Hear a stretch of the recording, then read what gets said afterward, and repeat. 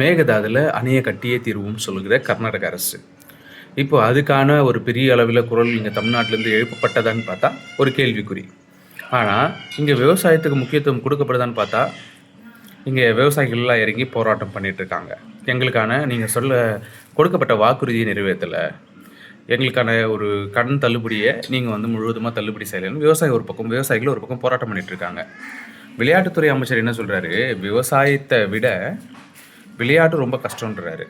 அப்போது விவசாயத்தை விட விளையாட்டுத்துறை கஷ்டன்னும் போது மக்களுக்கு விரும்பிய ஒரு மாற்றத்தை தேர்வு செஞ்சுருக்கிறாங்க. நீங்கள் விளையாட்டுத்துறையை குறைச்சி மதிப்பிடணும்னு நாங்கள் சொல்ல விரும்பலை.